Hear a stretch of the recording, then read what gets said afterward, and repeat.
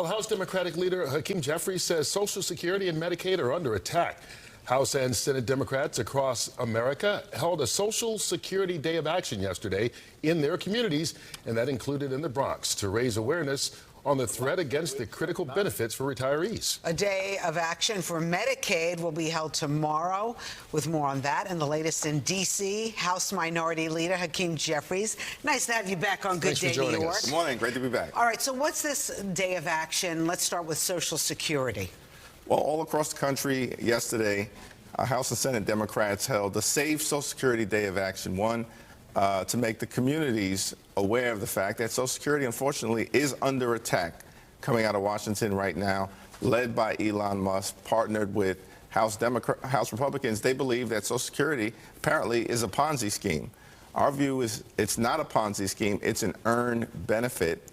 And the attacks on the Social Security Administration have been devastating and are risking the ability of the American people and people here in New York to receive the benefits they've earned. I know you say there are threats. Do you have evidence? Because at this point, it just seems, if you listen to the Trump administration, they're going after waste, fraud with people who should not be receiving Social Security, I don't know, totaling $100 million right now, and administration cuts, but not benefits, because I monitor my mom's Social Security, and she has not gotten any kind of letter saying that there is a threat to her Social Security. We've got to stay vigilant so that there is no threat. What we've seen is that Social Security Administration offices have been closed.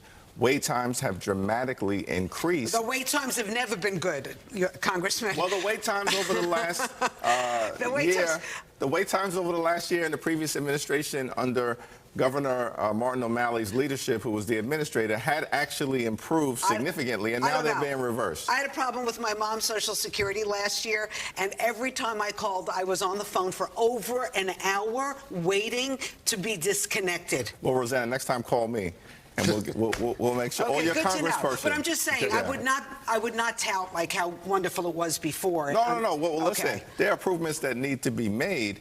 But assaulting the Social Security Administration right now is totally unjustified. Actually, what we should be doing is improving the effectiveness and efficiency of the agency, not further undermining it. Okay, you had the day to acknowledge Social Security yesterday. You're doing the day to acknowledge the potential cuts in Medicaid. They want to cut $800 billion from the Medicaid budget. There have been a dozen Republicans who yesterday in the House, including Nicole Malliotakis and Nick LaLota from our area, who signed on and said if there are those major Medicaid cuts, they're not going to support the new budget reconciliation.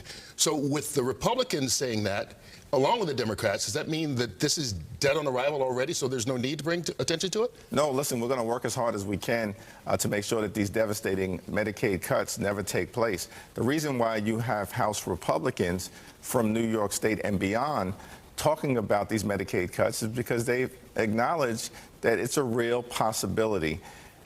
In late February, every single Republican but one voted for a House budget resolution to set in motion $880 billion in Medicaid cuts.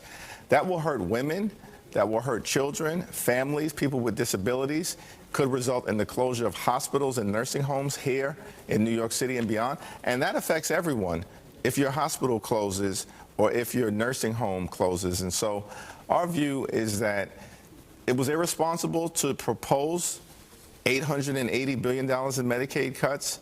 We're going to do everything we can to stop it from happening. And the reason why it's happening is because many Republicans in Washington actually want to give Elon Musk and their billionaire donors a massive tax break that they don't need or don't deserve. Can I ask you a big picture question here now? A lot of Democrats, and it's not just the progressive wing, have said that you, in particular, as leader of the Democratic Party in the House, have not been aggressive enough in pushing back on some of the Trump administration policies so far. Is this what we're seeing this week, a response to that? No, not at all. In fact, at the end of February, what we saw is that every single Democrat voted against the Republican budget resolution that would have, if enacted, allowed for these massive Medicaid cuts. Certainly in March, we all stood strongly against the spending bill that we thought would devastate health care, devastate veterans' benefits, and devastate nutritional assistance.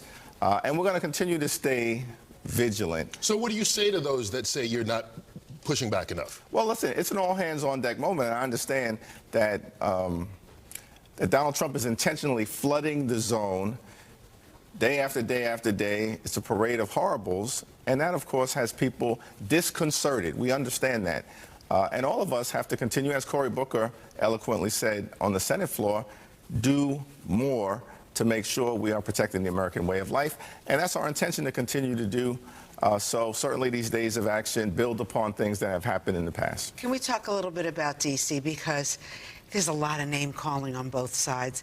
And I was very surprised, Congressman, that you had a DEI word for our Defense Secretary, Pete Hegseth. Would you call him a dumb FN? Well, I said that the problem that we have right now, if you're going to go after our history, and in the Naval Academy, apparently ordered by the Secretary of Defense, Pete Hegseth, remove 400 or so books about the Civil Rights Movement, a book written by Maya Angelou, books about slavery, and horrifically, books about the Holocaust, and then allow at the same time books written by Adolf Hitler to remain in the Naval Academy library. The only way I can explain that, that's a move by a dumb effing individual.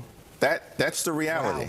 Wow. Well, you know that Pete Hegseth had a comment. We'll let you listen to what he said. He came up with a new description of DEI. I'm sure you saw that. Dumb effing individuals? DEI?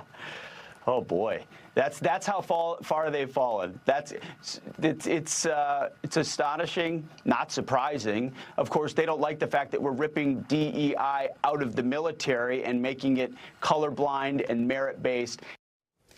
So obviously he looked at it differently. But, you know, for those of us who were sitting on the sidelines, we see this is high school behavior and talk. Well, listen, it's not how I would normally refer to any particular individual, but listen, the reality of his particular behavior cannot be explained in any other way. He's intentionally gone after, right, diversity in the military. We support merit, but merit has to be based on what you know, not who you know.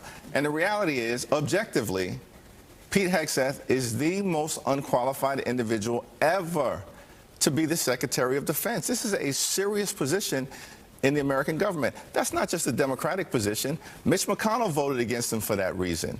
Lisa Murkowski, another Republican, voted against him for that reason. And Susan Collins, a third Republican, voted against Pete Hegseth for that reason. And so it was a colorful description, but I meant it. You know, I know that we could go on for hours to talk about what's going on in Washington right now, but there is a time limit we have. I want to ask you one question, though, about the letter that a lot of people received from the Department of Homeland Security today, saying if you're here illegally and without paperwork, it's time for you to get out of the country. What do you know about that? Did you know in advance, and what's your response to it? I did not know about it in advance, and here's my position on these general issues. One, we have to secure the border, okay? Everybody agrees with that who's rationally looking at the situation. We have a broken immigration system. We've got to fix it. It should be fixed in a bipartisan and comprehensive way. But at the same period of time, we have to protect and will our dreamers, our farm workers, and our law-abiding immigrant families who have contributed to our country and American exceptionalism. We know that's the case in New York City, but that certainly has been the case throughout the nation. And we've got to get this done the right way, and not bully individuals who are actually contributing to the country and are here lawfully. Do you think the Democrats and Republicans can ever work together?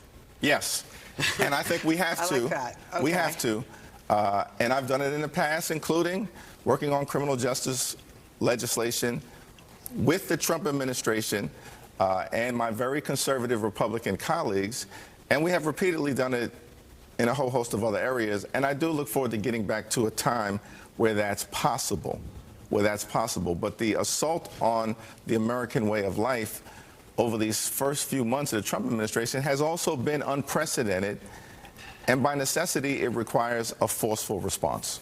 House Minority Leader Hakeem Jeffries, thank you so much for stopping by while you're in town. Thank you both.